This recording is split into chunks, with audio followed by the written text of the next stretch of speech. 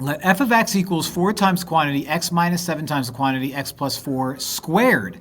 What is the degree and the leading coefficient of f of x? Whenever you're trying to find both the degree and the leading term or coefficient, you circle the leading terms of each factor.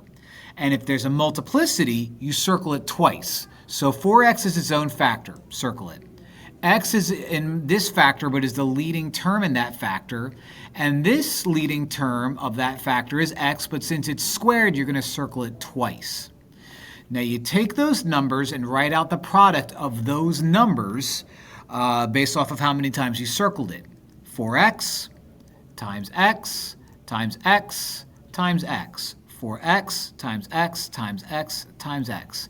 4 times x times x times x times x, 4 of them, I don't know if I said it right, is 4x to the 4th, giving me a degree of 4 and a leading coefficient of 4. So we want the one with 2 4s.